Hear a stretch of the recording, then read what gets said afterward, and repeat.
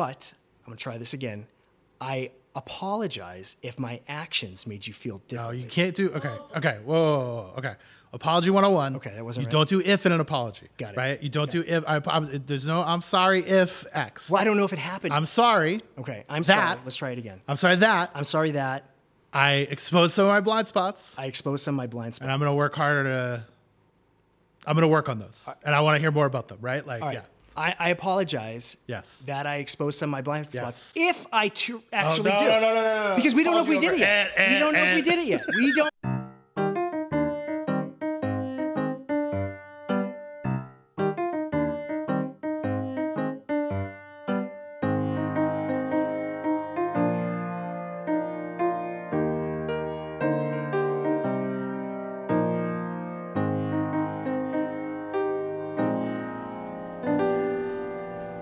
So welcome to Divorce with Friends, the podcast that reminds you if you're mature enough to talk about condoms and prophylactics, you should be mature enough to talk about prenups, Tom, because they basically are about trust and protection. Wouldn't you agree?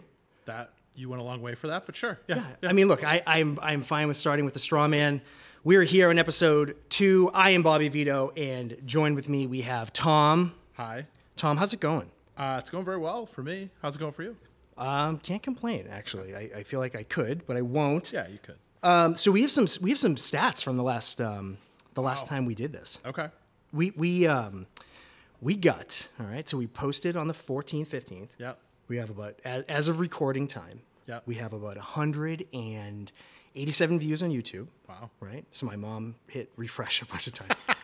Yeah, that's not unique viewers, right? No, That's views. no, we have those.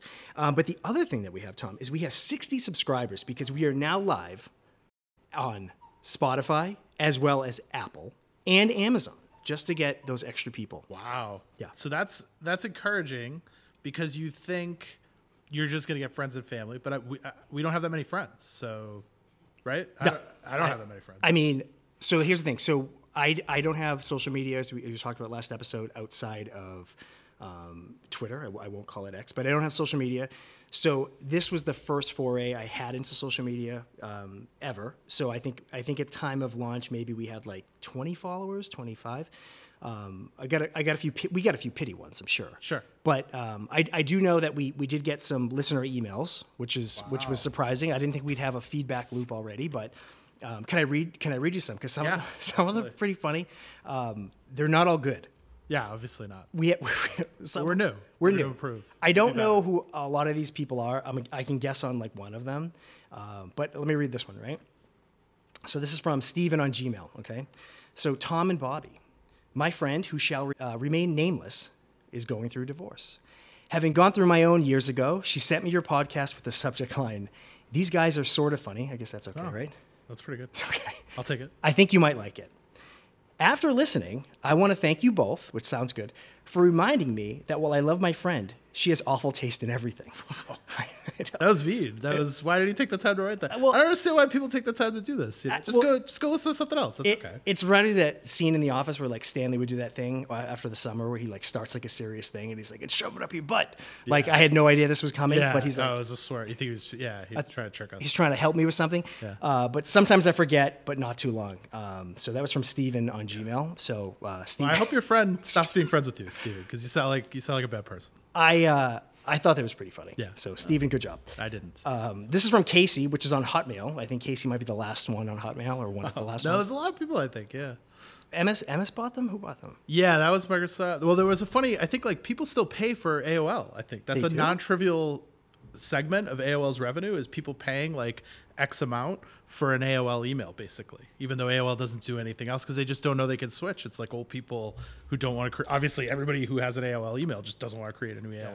All the parents out there, you can still get it. Well, it reminds me of my you grandfather still using like Internet Explorer too. Yeah. Even though it like bugs out on him all the time. Okay, so this is from Casey on Hotmail. Hey guys, stumbled on your podcast via YouTube, so one of the 187 views. Pretty good. I really enjoyed it. Divorce is tough, and with kids, it's even harder. Wishing you the best. Wow. That was really No swerve. No insult at the end. Nope. That's good. Nope. This is from Kevin on Gmail. This is another mean one. What's up, losers? Yeah. so sounds good. There's no way that either of you were married or ever were. Your secret is safe with no one. He signs it "So Long, Gay Boys." Wow.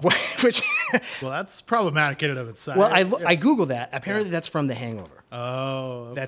That's from The Hangover. So he's quoting something. He's quoting It's not- something. yeah. So he didn't put quotes around It's it, not, yeah. which is really on him. It's not a slur.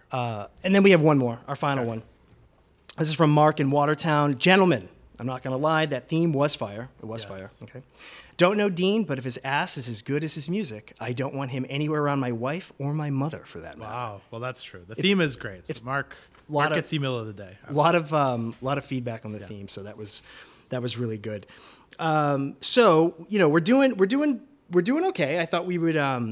I didn't think we'd have 60 subscribers by now, but Yeah, we that's do. very good. We have people in California. We use Podbean now to distribute, so Nice. we have stats. Yeah. Tom, we can look at stats. We're a big deal, yeah. We're kind of a big deal. You can see the very professional studio setup online too, Yeah, right? If that's you're true. an Instagram follower, right? On Instagram, we can go do that. So we're doing well. And before we get started, so it was summer break or spring break, I should say, with the kids. And Tom took the kids to Disney. How was Orlando Airport as magically shitty as I remember and just pure chaos? Yeah, Orlando Airport kind of stinks. There's like a lot of times you have to take like a bus to get over to the thing and whatnot. But Logan Airport stinks. Logan Airport's one of the worst Oh, yeah. I mean, it's airports in the history of airports.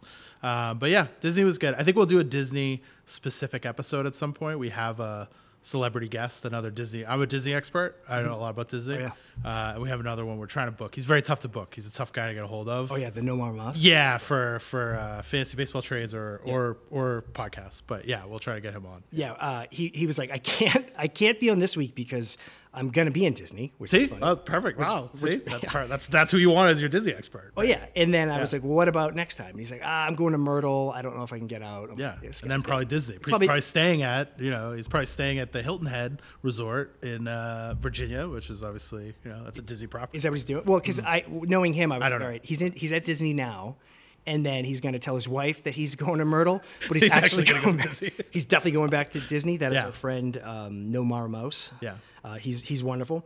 I had my kids a couple days Okay. over the vacation. I think you read my email.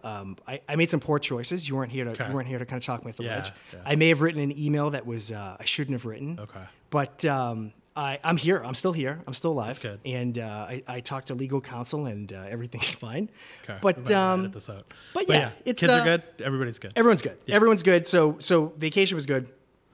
But we're going to move into our second topic here. And what we want to do here is sort of talk about the idea of relationships and how they pertain with, online therapy and diagnosing, right? So everybody's very familiar with the idea of, you have the sniffles, right? Yes. Maybe your tummy hurts a little bit.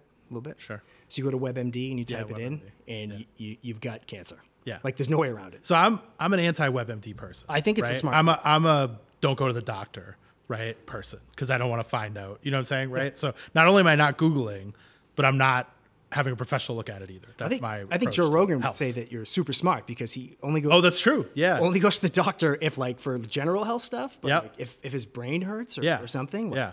he's going to the streets. Yeah, he's getting some of the ivermectin. That's what he's getting. So Yeah, a lot that's of people do that, but a lot of people with relationships and social media, how it works is everybody's probably pretty familiar is it's just a giant echo chamber, and that goes for outside of relationships too, right? If you're a sports fan, that's the content that they feed you.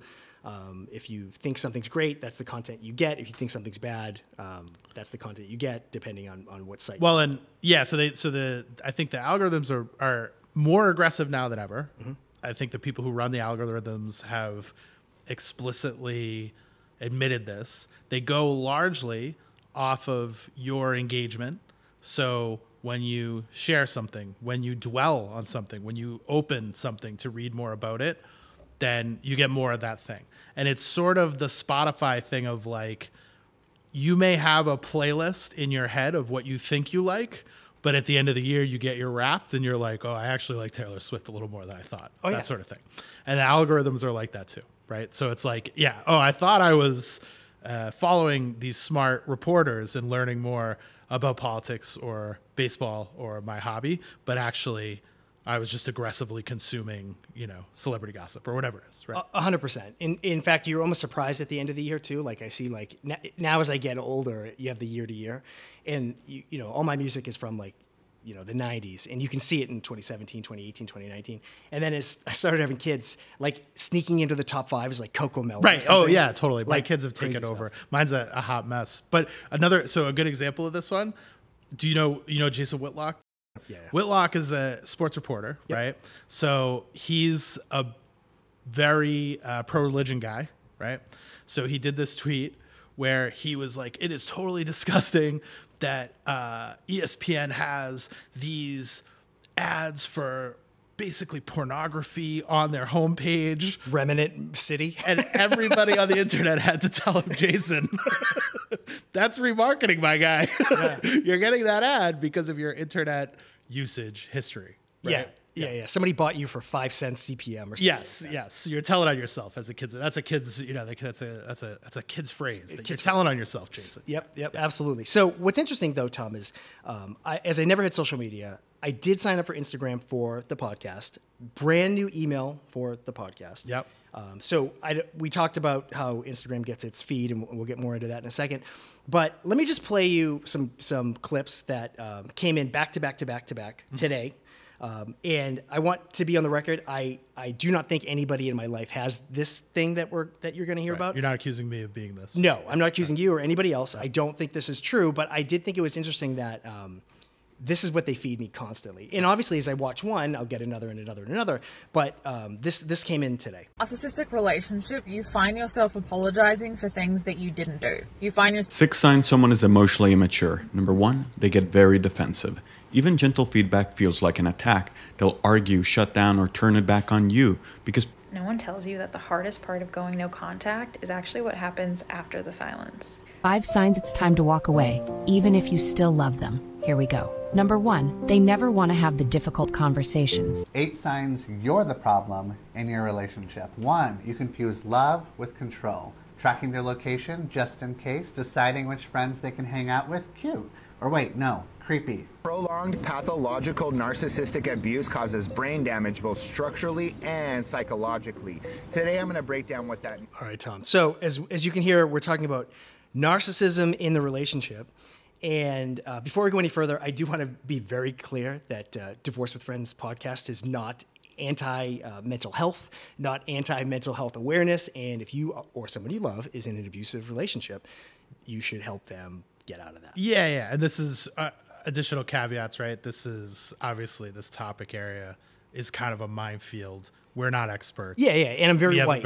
We have huge blind spots where like every podcast, where 2 white dudes do a podcast. 100%. Yeah. But with that said, I think out of the clips that we heard, you could argue that they may have blind spots too, because as we talked about before, this isn't, a TED Talk with like a renowned scientist, right? This isn't Robert Ballard on the screen or on the stage talking about how we found the Titanic or the Bismarck and people can maybe ask questions, right?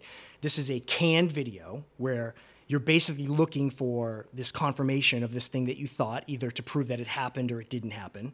And the more that you engage with this video, the more and more you're going to get. So what I found really interesting is that since I think the data from Google, this is directly from Google, the rise in terms like narcissist and gaslighting and manipulation, as well as trauma bond and codependency, they were pretty normal until February of 2016. I don't know. Do you remember what was going on? Happened to that? I don't remember who may have come onto the stage, the specific political person stage. that they might have been, searching for in tandem with narcissism potentially. Or? Yes, in these terms, especially narcissist and gaslighting, really, really peaked sometime in 2022, 2023, which obviously was when so and so may be coming back. I don't really know. Yeah, but he who may not be named. Yeah. So what does that sort of point to? It to me anyway, it points to the idea that if you know these terms are going to be searched, it serves you as a content creator to make more videos like this. And if you are a person who feels like you're in this situation, you are going to go find one of these videos, maybe by accident, maybe on purpose, and then you're going to watch it. Then you're going to watch another one, you're going to watch another one. But what's interesting is that according to the National Library of Medicine, between 1% and 6% of the population actually has narcissistic personality disorder. So you can see from the search terms that actually happen, more people think that their loved one has NPD than actually is searched, right? Like there's probably a percentage, like 1 in 100 searches is actually the person. But when you hear these videos, like, 8 signs your partner may be a narcissist. Yeah. And you sort of think about, oh, maybe they did that. Maybe they did that, right? So you have that confirmation bias. And then anything that happens going forward, that recency bias then kicks in to say, oh, they're doing it again. They're doing it again. And I'm not saying that they don't, right? But what I am saying is, like, sometimes people have a bad day, right? Sometimes you don't answer questions or take criticism, or maybe the way the criticism was delivered could be considered narcissistic. I don't know. But the point that I'm making is diagnosing people from social media is probably not the best way to go about your relationship. What do you think about that? Yeah, I think it's tough because like with anything, there's some content on social media that's going to be accurate and some that's going to be for sure less than accurate. And the credentialing system for social media, and like you said, what you get shown is not whether a person has a high level of expertise and knowledge on a topic. It's whether they're getting views and engagement. So the things that get views and engagement are not necessarily aligned with accuracy, right? Yeah. So that is kind of tricky. One thing that you mentioned that I thought was interesting was the lack of a dialogue, right? So, when you're scrolling, as much as these are social media apps and they allow comments, very low percentage of the people who consume anything on social media comment, obviously, right? So it's not really like a purely two-way dialogue for everybody who's consuming it. And like you said, you're consuming this chunk of information, then you don't really have a chance to follow up. I wonder if, and I've seen some of this, if AI will get more of this type of usage, right? Where I saw there was a guy who does a lot of startups. I think it's like Levioso or something. He's kind of well known in the tech space. And he built an AI app that was supposed to be basically like a AI psychologist, right? It was like a ChatGPT wrapper, right? That tried to feed in like, hey, here are psychiatry, psychology, best practices. This guy is not a psychiatrist or psychologist, right? And, for like a methodology of therapy that had worked well for him. And you can talk to this AI, right? And give it your information. He had to shut it down, I think, because of some HIPAA issues. Okay. Right? It called him a narcissist. It took on a life of its own and diagnosed him as a narcissist. Started telling everybody that. No, but so I think that's an interesting use case for this too. People will definitely be as people usage for those types of apps go up. People will definitely be turning to those to try to get diagnoses. Oh yeah, and you may run into some of the same issues, right? Where AI is obviously referencing just a corpus of information that they get from the internet at large, and may or may not, AI gets lots of things wrong, of course, and has lots of errors, and maybe misdiagnosing people. So there's a lot of potential pitfalls there. And I would say too, there's a lot of potential pitfalls when you go to a therapist, right? So it's a really tricky thing, and it's tough to vet for sure. I mean, finding a therapist that gets you and that you have a good rapport with, that's very difficult. And then to make sure that they're understanding what you're saying and they're not, this person's a narcissist themselves or whatever. Like it is pretty tough. It's interesting though with the way that the social media works, in the sense that it's almost like going to a psychic, right? It's like a dry read. So I've been a psychic a bunch of times. There was this awesome woman in I forget what she was. Her name was Darlene or something. Yeah. She was phenomenal. And she would basically tell you things that like you could lean into and be like, oh, I can see where that would happen. So like one of the loops that I found happens, like just as an example with this narcissist thing. So, right. So somebody feels that their partner has these traits, whatever they are, XYZ. Okay. They find a memory where their partner did that, right or wrong. They look for more content to support it. They end up online. They scroll through and they have this new thought, right? The thing is that when you're looking for something, you'll find it, right? Like if you look through your partner's phone to say they're cheating or they're not cheating, whether they are or they aren't, every text looks suspicious to you, right? So like you're gonna start to like grasp it. And you could see a situation where, these videos, which is funny because they always say, you never speak in absolutes. You don't say always and never. But a video I saw could say, like, the narcissist will always get defensive when you bring up your vulnerability, right? Yeah. But then let's say the partner goes and says, I think there's something up with my partner. So they watch a video, maybe even by the same creator, and it says, a narcissist will always seek validation. And in their mind, they're like, well, they're always seeking validation. Yeah. So now it's a finger pointing exercise Right. instead of actually having the conversation with either a trained professional or in person. And now you're telling your friends and your family that this person is what it is. And you've now created this situation in your mind, both of you. Yeah. Or like the flip side of that can sometimes be true too, where maybe they are Sure. and the other person's telling you, oh, you're thinking this because you're over consuming the wrong social media, right? So there's a lot of potential pitfalls there. Yeah, for sure. Absolutely. I think what it comes down to is that, like, these therapists, that even if you do find a good therapist online, or you find the video from a real therapist and they say how you should address people's concerns, well, we're not therapists, right? Like if they came into your job to do what you do, they would probably make a ton of mistakes, even though you're telling them what to do, right? Yeah. It's like, it's the big difference between like buying gym equipment and knowing how to use gym equipment, very different things that you could do with it.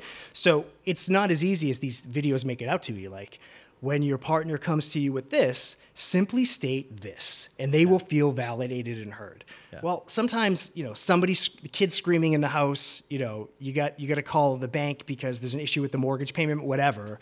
And maybe you don't pull that memory from your brain of like, let me handle this. So you probably handle it incorrectly, right? Because people are human. Yeah. Basically what I'm getting at is, you shouldn't be doing this online. You should be doing this with a person, with a partner, with a professional to help with that feedback loop, that back and forth. Yeah. Right? Somebody to spit ideas off. Yeah. Try to find a methodology that works for you. Yeah. And yeah, for sure. So there are some ways around it, according to Psychology Today, which is basically things like stop being angry and anxious rumination. So rumination is when you constantly think about the problem over and over again, have conversations about it in your mind. Try not to do that. But the biggest thing, and I'll just kind of like skip to it outside of going to extremes, right? So you hear this online, that's what they are, you've labeled them, and now you can't get that label undone.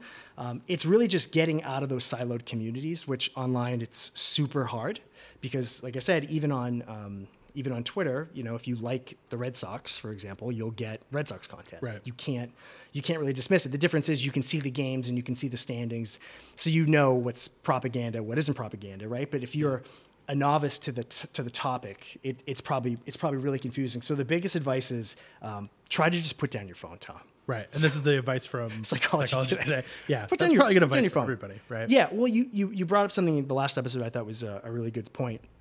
Is that when things are frictionless, they become way too easy, right? Yeah. And that makes you kind of overdo it in a way. Was that sort of what you're getting? Yeah, well, basically, I think so much of this is related to dopamine. So all of these apps are trying to flood your dumb brain, right? That's evolved brain is dumb. From prehistoric times when you were, right, like, hunting and getting a rush of positive feeling from very specific things, and they're trying to hack your brain to flood it with dopamine. And it's working, by the way. Right? 100%. And the things that produce dopamine are now very easily accessible and frequently very bad for you longer term. Mm-hmm. So they feel, right? Everybody knows this about different sensations. It feels good short term, bad idea long term, right? Like overeating, like a lot of things that are presenting you with a dopamine rush. Mm-hmm. And one of the interesting things about dopamine, when you experience a dopamine rush, so you're at a flat line for dopamine, you watch a bunch of reels. Every time you're watching one of these reels, whatever the kids are calling them, YouTube shorts, whatever, right? Every time you watch one of these short form videos, you're getting a rush of dopamine. You max out on dopamine, you get a ton of dopamine. when you crash, when you put the phone down, your dopamine doesn't go back down to 0 where it had been, right? It went up to 100. It goes to negative 100. It's like when you take testosterone and then you can't reproduce it. Right. Not that I know. Yeah. Well, we talked about that. Bezos. What's Yeah. Bezos does. I don't have Bezos money. So you're actually now in a state of depression. And you're looking only for cheap dopamine too. Mm-hmm. Your brain is starting to get wired to think, I shouldn't be getting dopamine from a workout, right? Or a sense of accomplishment or anything that takes longer. I should be getting dopamine anytime I want it by pushing buttons and get it in like Watching 10 seconds. Coco Melon. Exactly. Watching Coco Melon. Yeah. Which there was a whole thing about how they use unmatching colors in that because it keeps the kids locked in longer. I bet. To where like when you shut Coco Melon off specifically, like they lose their shit. They always like lose their shit, but this time it's like the shit is gone. Yeah. No, everybody, all these things are getting designed. And you can see it. You can see it with your kids. When you take away I mean, people have said this a million times, but when you take away devices from your kids, it's like a heroin addict, right? yeah. They're just losing their minds. Oh, right? Yeah. My son had his Switch and his iPad here for a couple days, and Yeah. it was just back and forth until I took them both away. Yeah, no, you have to. Yeah, we're super aggressive limiting that stuff. And the thing is, I think the dopamine is sneaky because you feel in these instances you feel like you're researching something, so you feel like you're doing substantive work to learn about something. But you are still being gamed by the algorithm and getting hits of dopamine. And the algorithm is not serving you information based on what's accurate. It's serving you information based on what's going to lead you to continue to consume, spend more time in the app, and feel like you had this experience of getting a lot of dopamine from the app. So again, you're getting these hits from things like confirmation bias, things like accomplishing the task that you set out to accomplish, which you may kind of think was to research, but may actually be, I just wanted information kind of confirming the thing that I thought, or I just wanted something interesting or whatever. Yeah. No, absolutely. So put your phone down and spend time with others without technology, which is what I tried to do with my kids. So we're going to move topics. We're going to get into something a little bit more fun, less heavy. As we kind of go through like what would be sort of a good dialogue, we landed on this idea of, we lived together for years in separate bedrooms, just letting everybody know. Wow, sometimes. Yeah. Kevin out there who's suggesting something different. We lived in separate bedrooms, but we watched a ton of TV together. Yes. So we've put together a list of the most divorceable TV characters that we have experienced. Now, I will say there are men and women on here, right? We are a very equal opportunity podcast. It's not just women shouldn't just be divorced. Men should also be divorced. So I'll say, we did get some feedback that we're a little bit biased, right, from the first podcast. I'm not going to, somebody said Sexist, that. some would say, yeah. Somebody mentioned that, but. Well, first of all, we love that feedback. We like that. We like negative feedback as long as it's constructive, right? Sure, not like, who's the guy who just did the swerve and was really mean? I forget. Steven? Oh, yeah, Steven. Yeah, Kevin. He button hooked us. A lot of mean. No, Kevin just went out. A lot of mean emails. Kevin just went with the gay boys. Right. Yeah, that's hurtful and problematic. But this is constructive feedback, and we certainly have blind spots. So anybody who wants to like take notes and then come on, be the Divorce with Friends ombudsman and tell us all the things that we're wrong about, we're welcome to do a segment on that. I think that would be great. Having a perspective from somebody who just thinks we're wrong about everything. Bobby will clip it for you, and we'll have those clips ready, and you can just roast us and tell us everything we're wrong about. But trying not to be sexist, right? We're going to have men and women on here, and we will probably be somewhat sexist in areas that we're not totally aware of, but we'll do our best. And by the way, I want to be clear to everybody. I'm not talking about the actors or actresses doing these. Correct. Yeah, it's the character. The characters in the shows. Right? Now, some of their physical attributes may carry over to the character. Right. In terms of how divorceable, like it's going to be much harder to divorce. Exactly. Mad Men John Hamm than, Totally. So I want to be clear. If this person hears it again, I'm not being sexist. Right. I don't think, but I'm going to try this again. I apologize if my actions made you feel different. No, you can't do, okay. Whoa. Okay. Apology 101. Okay, that wasn't You right. don't do if in an apology. Got it. Right? You don't do if. There's no, I'm sorry if X. Well, I don't know if it happened. I'm sorry. Okay, I'm that. sorry. Let's try it again. I'm sorry that. I'm sorry that. I exposed some of my blind spots. I exposed some of my blind spots. And I'm going to work harder I'm going to work on those. And I want to hear more about them, right? Like, All right. yeah. I apologize. Yes. That I exposed some of my blind spots. Yes. If I actually do. No. Because we don't know if we did it yet. And- We don't know if we and- did it yet. We don't know. That's true. When we We don't expose know. when we expose some of our No, but blind no. spots? See, now you're defeated. So we don't know. Okay. Okay, so All let's right. go through some of these, Tom. I look forward to the emails on that. Yeah, good. All right, so the first one I think is okay. So the first one we have, I mentioned Mad Men John Hamm, right? Who plays Don Draper, right? So Don and Betty Draper. So I have a take on this out of the gate. I have immediate thoughts, but please. So I have a hot take on this. I think that Betty Draper is a massively underrated spouse. Betty Draper. Okay. So I recently rewatched the early episodes of Mad Men, right? And Betty Draper, super underrated wife, especially beginning of the series, right? Remarkably good wife. Betty Draper, At the beginning. very supportive of his career, right? Yep. Actually, super active mom. They have some help around the house, right? Okay. Right? And Don Draper, total scumbag, right? Cheating left and right. Never comes home. Big cheater. Right? Yeah. Not active in the kids' lives. Early scene where he she sends him out to get the birthday cake for the kid's birthday, and he sits in a parking lot all afternoon and gets doesn't come hammered? back. Does he get right? hammered drinking He was probably already hit. He's always hammered, right? Well, they had two kids. They had Sally and Bobby, right? Yeah, it's Bobby's birthday. Remember they wrote Bobby off? Yeah. Well, Basically- they don't those kid actors are hit or miss, right? It's like if you get a kid actor who grows out of it or isn't a good actor or something, I would imagine, right? They're like, you can't have Don neglecting two kids. You can only be neglecting one. Yeah. The girl's a better actress, so she got more. So I was gonna say they're both kind of shitty. I don't think Betty should. So Betty starts to I don't even think be shitty, but be shitty towards Don because Don is such a piece of garbage. But And what Don about is so the Glenn terrible thing? to her? What about creepy Glenn? She cuts. So this little kid, he's like the worst actor in the world. His name's Yeah. Glenn, right? Yeah. He sneaks in her house, sniffs her Yeah. panties or something weird. Well, not she quite. finds Okay. out. She doesn't Yeah. like it. Yeah. She's like, don't do that again. Yeah. And he's like, what are you gonna do about it? Yeah. And then she cuts a lock of her hair off in some other episode. But that's her calling out for attention because she's stuck She's in like this 8. I know, but she's stuck in this environment where she's completely stranded in this house, taking care of these kids. And so early on, she tries to go back to modeling. Sure, she was and modeling. Don submarines his whole career to keep her from modeling, right?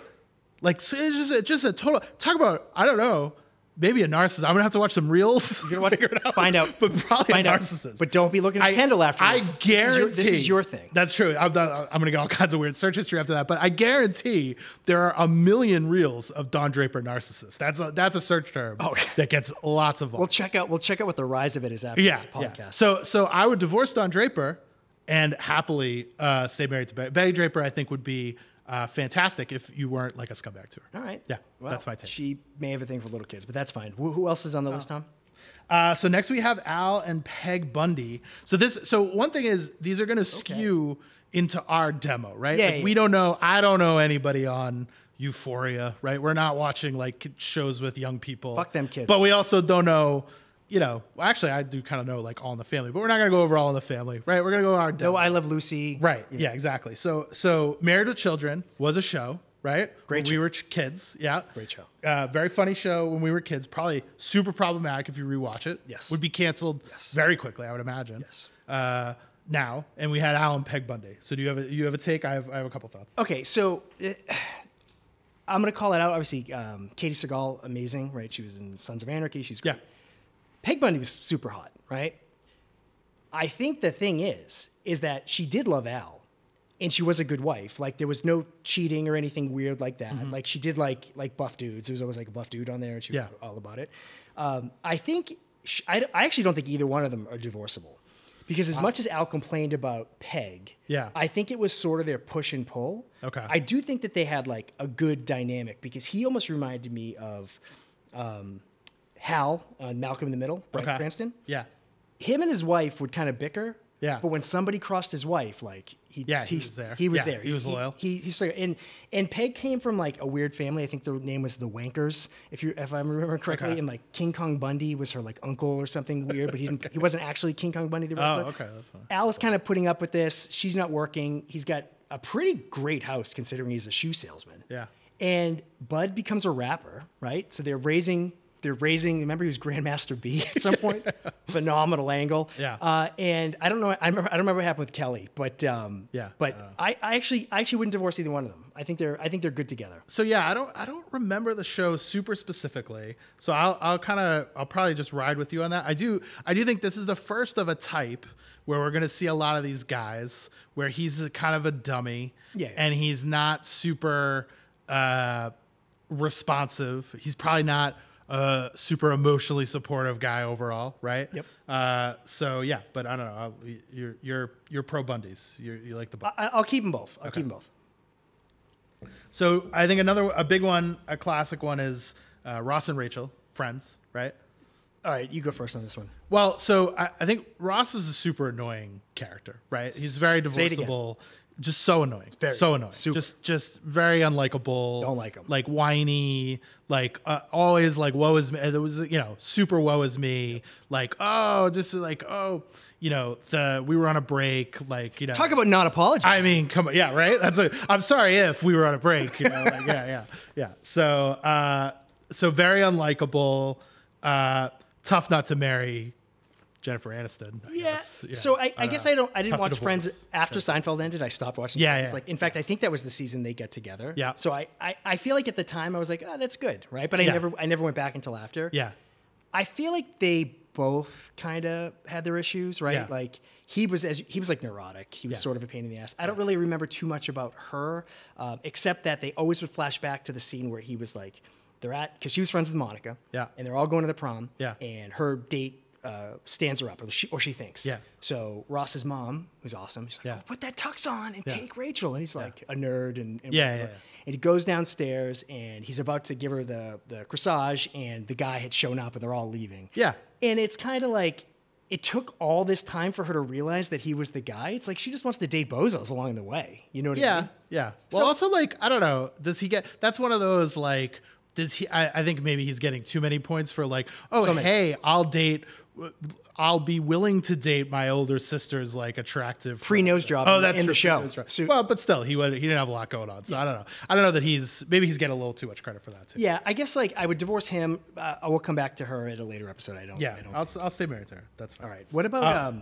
go to the next one. Ooh, this one's exciting. So we love Curb, again, right? Like, white guys of the podcast. Love Curb Your Enthusiasm. So Susie and Jeff Garlin. Yeah. Okay, so this one's loaded.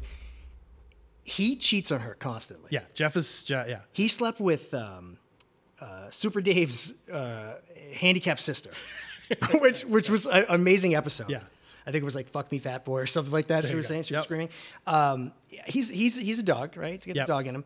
But Susie is a bona fide pain in the ass. Yeah. Like they probably both should divorce, but Okay, but counterpoint for Susie, like, Jeff is terrible, right? He's constantly trying to get out of stuff. He golfs all the time. He's cheating on her all the time. Larry is a disaster. If Larry were your friend, Larry David is a funny character. And Larry David has said he's not even like that in real life because no one would be friends with him. You would hate Larry. If that were your significant other's friend, you would be mad at them all the time too, I think, right? Like, that's another one where it's like, right? If you had a spouse and they were a disaster and they were cheating on you all the time, and then their friend was also a disaster and was super rude and constantly created these incredibly awkward, annoying situations for you for no reason, right? Constant drama. That's like, that's the thing that Larry, like, again, it's funny in the show because it's Larry David and they're like funny, awkward situations. But if it were like, dare I say, right, like the other gender, you would be like, oh, that person's so dramatic. Yeah. Right. Yeah. So I'm Team Susie, and we'll divorce Jeff. Yeah.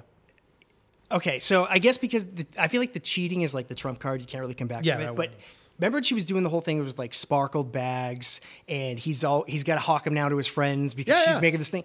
She is kind of a pain in the ass, and also Jeff does defend her when Larry is like over the top. Like, I mean, barely, yeah. But also counterpoint, she's trying to like right. She's trying to like be entrepreneurial. She's trying to like like make these bags. Like she's asking him for some support. He's he's a jerk all the time. I don't know. all right, Yeah. I'll tell you what, he's the worst. So you can, No, he's it's fine. worse. You We'll can divorce Susie Jeff. too. We'll That's divorce okay. Jeff. You don't have to marry Susie. All right, so we have a new cat. We'll go down. So that was both no prize, right? So Yeah, how yeah. about just characters whose spouses deserve better? Okay, so we have a good one here, and I know you have a hot take on this. I gotta so love this one. Walking Dead. Yeah. I'm a big Walking Dead guy. You're a big Walking Dead guy. You actually turned me on to The Walking Dead. Laurie Grimes. Okay, so, and for the record, this is television canon, not comic canon, because I'm sure very it's a little important, different. super important. Yeah, I'm gonna the comic book nerds would like. Yeah, somebody's got to be here with pitchforks. Yeah, Kevin's gonna write even a worse email next week. Okay, so Laurie Grimes. So as if people don't know, she was married to Rick Grimes, who at the first episode gets shot. He wakes up in the zombie apocalypse. He risks his life to go find her and his son Carl. When he does, she's cozied up with his best friend Shane. kind of the Helen Hunt in Castaway. Castaway. Where it's like, oh, it's been 3 weeks.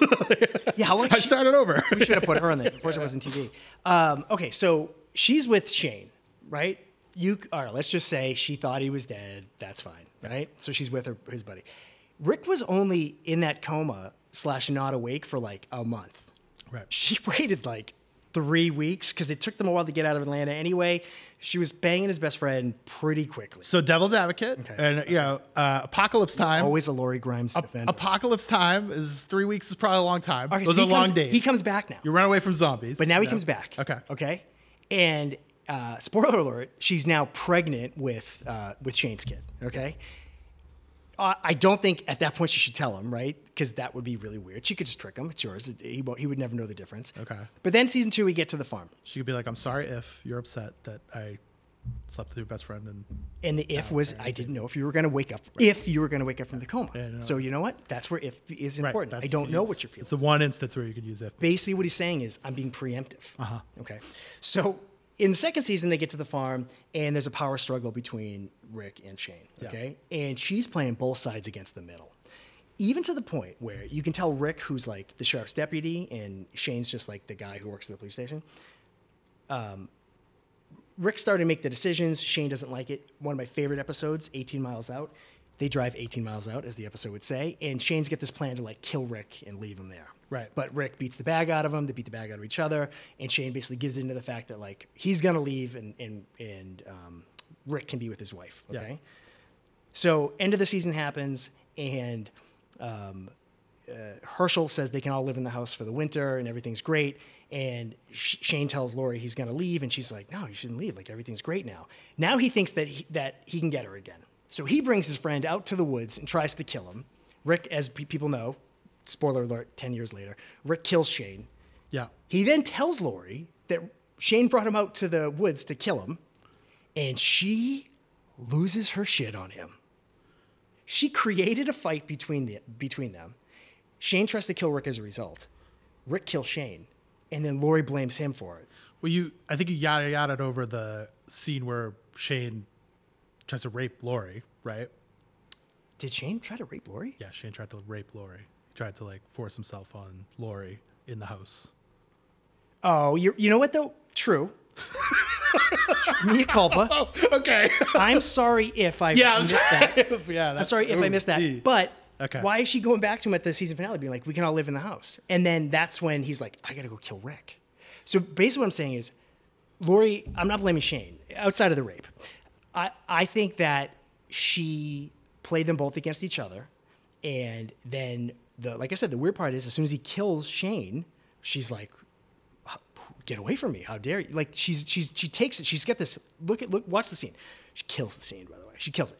But she's definitely like, why'd you kill my boyfriend? And he's like, what? Well, okay. So I think there's some apocalypse free cards to be handed out here. Okay. I think you're in a zombie apocalypse. You're trying to protect your kid. Sure. You are turning to a person you know in a time of need. You think that Rick is dead. Mm-hmm. I'm giving her more of a pass, I think.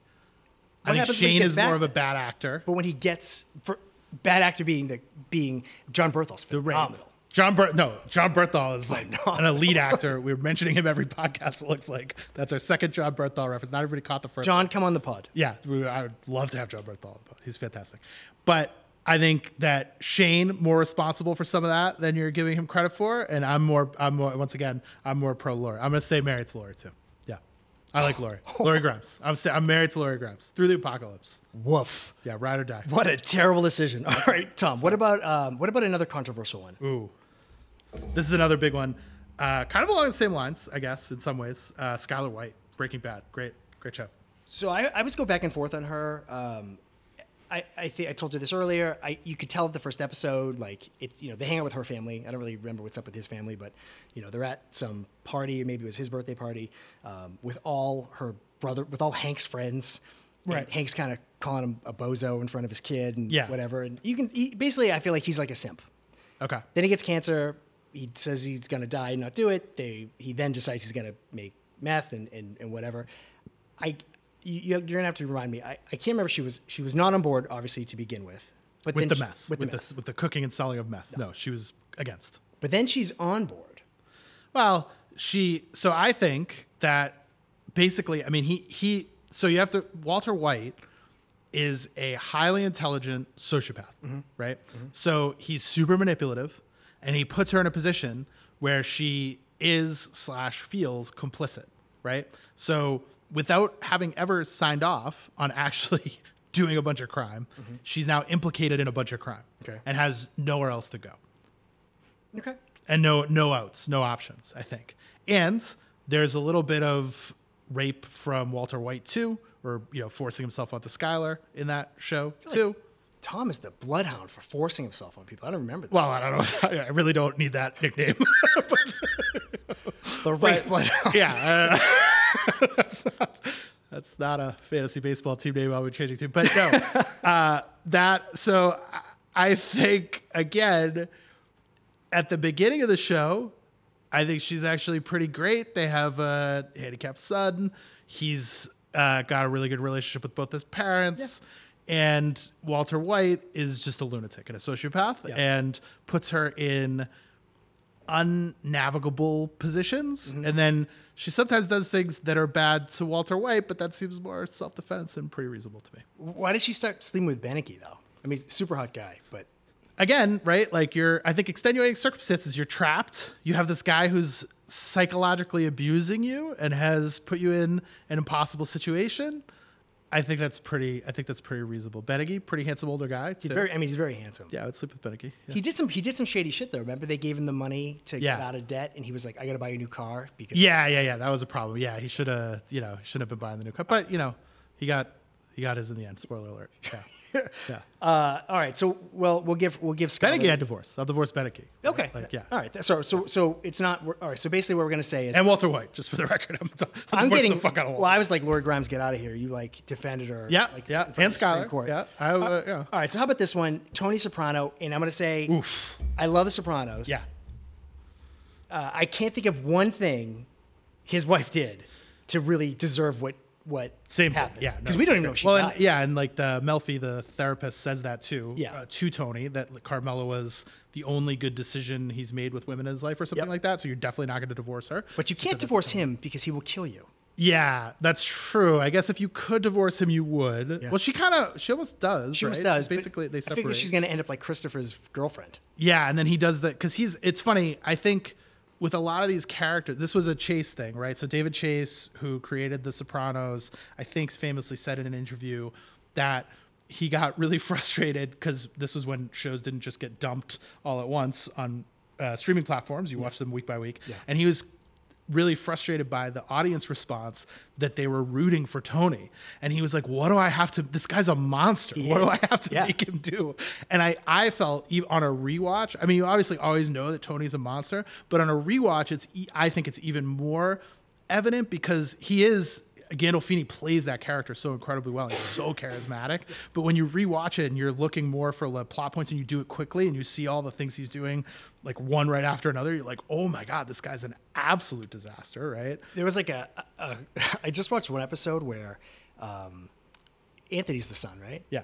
So it's like the early seasons and he's like heavy. Yeah, yeah. And basically he comes down to get like a snack, and, Yeah. and Carmella and Tony are fighting, and Tony gets mad that he's eating a snack because Yeah. he's like Yeah. you're getting too fat. Like, what are you Yeah. eating the snack Yeah, for? yeah. And Carmella's like, leave him alone. He's like, you don't want me to have any kids? Any more kids? This is my heir. Look at this kid. I was like, holy shit. Well, that was and it was something like as a fat kid myself who snuck late night food. Oh, yeah, I get this really resonated with me. It was like he was like, we just finished dinner an hour ago. Yeah. What are you doing? He's like, this is my male heir. This is what I got. You know, I couldn't believe that. I was Yeah. like, Jesus Yeah. Christ. So I'm gonna say, without, as long as you don't get murdered, you can axe Tony. Yeah, I would say so.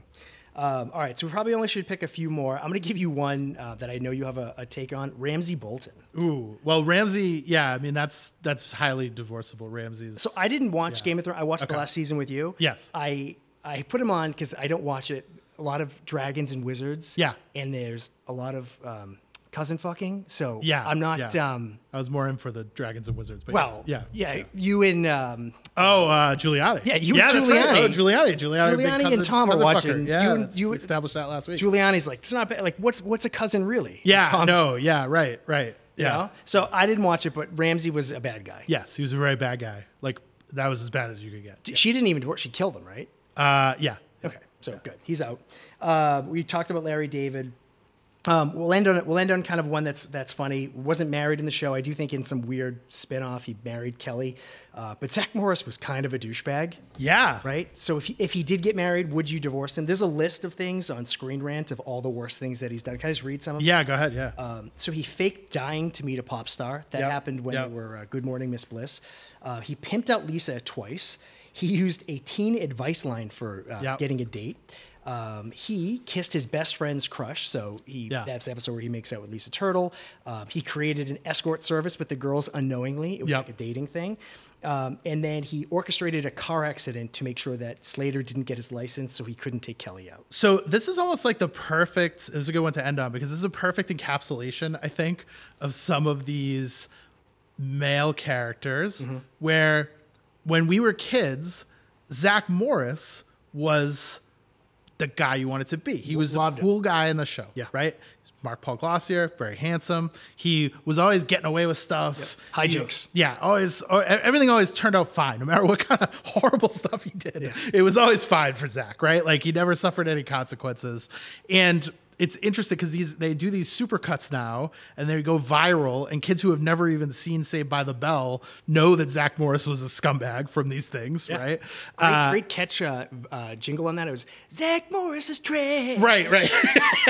Yeah, South Park vibes, right? And I think, but at the time, I didn't experience it like that at all, really. I just thought he was super cool. And I think actually he probably had, if you measured characters and their negative impact on cohorts of people who watch those shows, he's probably way up there because he was such a, when you think about like the fixed mindset, growth mindset, right? Where like he would just never try at anything. His thing was like, he would never try. He aced the SATs. He got better SATs He than just Jesse. rolled into the SATs and got great SATs. And like everything was like, he was too cool for anything, right? He wouldn't try at anything.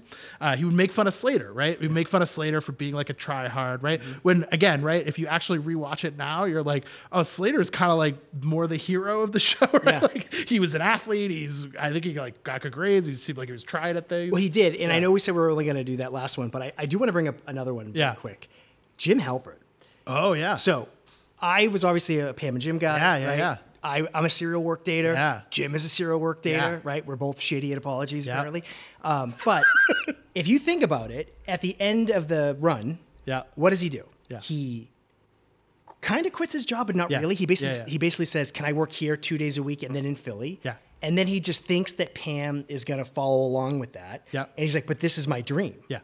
On top of that, the guy buys his parents' house for them Yeah. without consulting her. Right. And he's like, "This is where we're going to live." And he Yeah. was humble, like, "Do you want to live here?" And she was like, "Yeah, I love you." But she's also the same girl who fucking dropped out of art school so she could be back with him. Yeah. I obviously love Jim, Yeah. but he also picked on the autistic guy at work Same pretty idea. Right. severely. Yeah, exactly. Yeah. I mean, obviously they tied it up at the end and they were good friends. Yeah. But I don't know. Jim Yeah, Halpert may be on the Zach Morris train. He is a little bit. Yeah. He's little got bit. kind of the Zach Morris lineage. Yeah. And like that's a good point. I think too, because like Daryl's friends with Roy. Yeah. And obviously after what happens, Daryl's probably like, Jim sucks. Yeah. Right. So what does Jim do? Jim brings him along to this company as like in season 9. There's like this ultimate make good. And then they live together. Yeah. And Jim is like the most slovenly white Right. guy you'll ever meet. Yeah. Like Daryl has that great line, like Jim doesn't wash his pans. They've got to soak.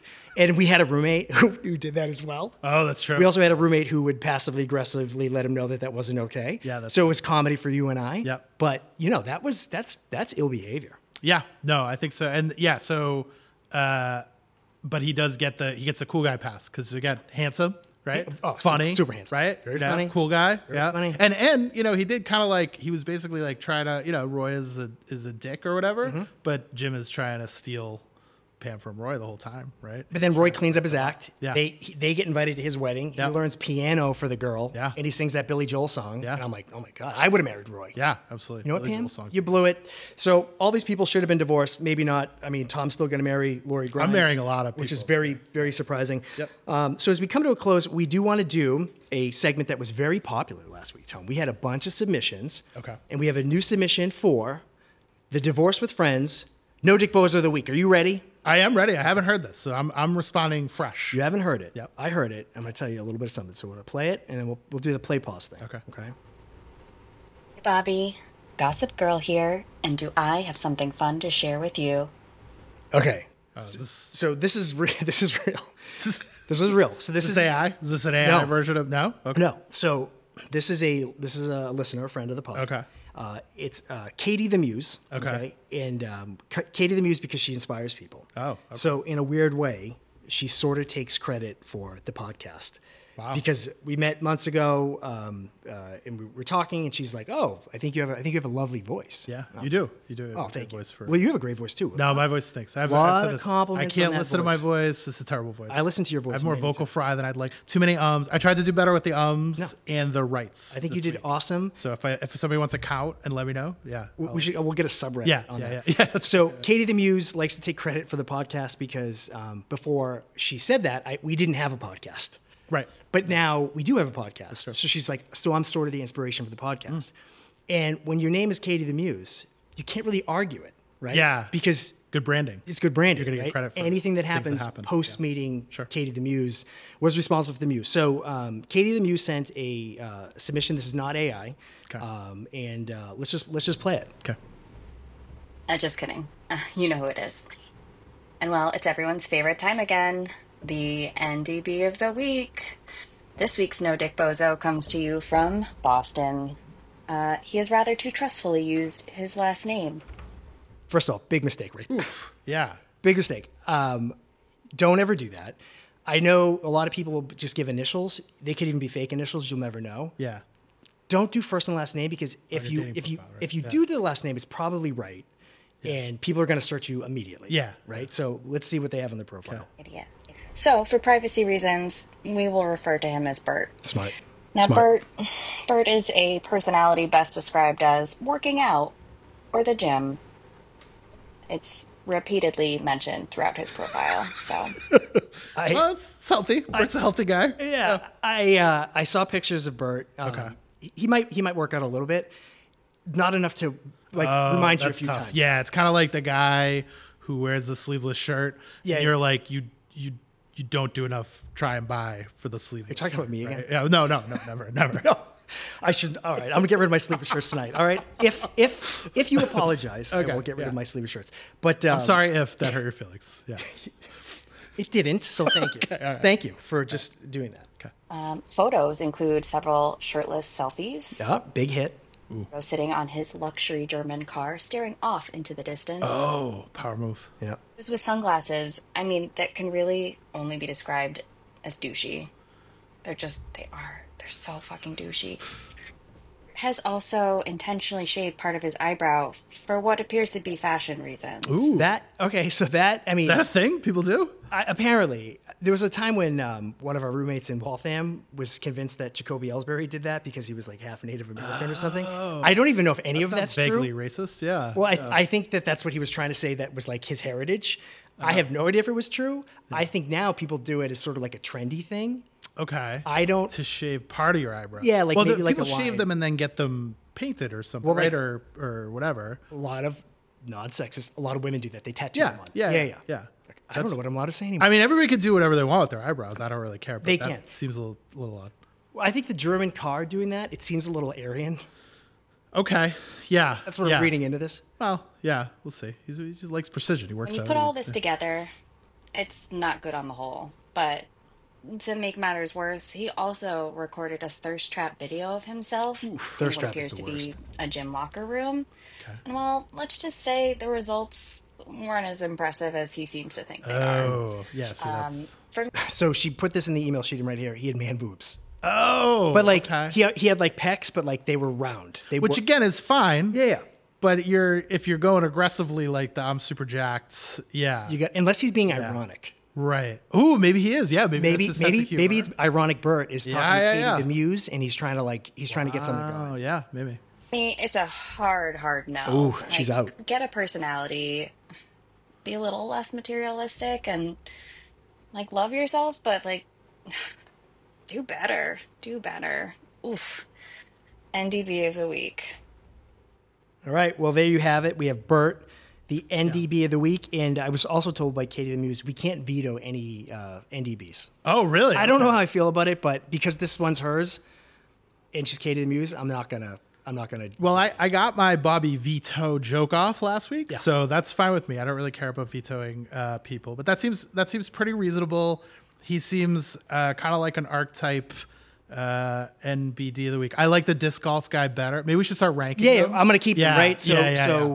we had John last week from Connecticut. Yeah, that was disc golf guy. We have I Bert recall from it. Boston. Yeah, Bert's selfie guy. Yeah, these are whatever. nominations, right? So you get it for the week, and then every month, maybe, right? Yeah, Every yeah, couple yeah. months, We we're get a gonna do. winner. Yeah. We're gonna do. Well, so I guess it's how you're doing the rankings. So I like the disc golf guy better. So for he's being maybe the most- less of the no dick bozo. Correct. Yeah. But so this Bert guy's in still the is- lead. But Bert's Yeah. still like no dick bozo of the week. Right. Right. Yeah, but he's So more let's of give a round of applause to Bert, the no dick bozo of the week from Divorce with Friends podcast.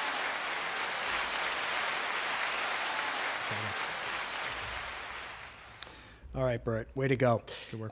So let's check the time. Wow, an hour again. We're killing it. Yeah. No apologies this week, dude. No. We're giving them all we got. Yeah. All we got. So in close. As we come to close, again, I want to thank Dean Corsi for the fire theme song that we have. Again, everybody absolutely loves it. You can find him at Instagram.com/Dean Corsi Music. Again, that's Instagram.com/Dean Corsi Music. We have social, which I did not properly hammer the last time. Yes. So you can find us on Instagram.com/Divorce with Friends. You should like everything that we send out. And you should go to YouTube or Apple or Spotify or Amazon, wherever you stream your podcast, and like the shit out of it. I want you to hammer that fucking button like you're mad at it, Tom. 5 stars. Unsubscribe, resubscribe. That's a thing. Is that a thing? Yeah, that's the PMT says that all the time. Unsubscribe, resubscribe. Yeah. Do whatever. Boost the numbers. Whatever happens, right? We're gonna come back in about 2 weeks. But I want to thank everybody here for listening today. Thanks again to Katie the Muse. Thanks again for everybody, really, Tom. Anything you want to say thanks for? Well, have a wonderful rest of the week.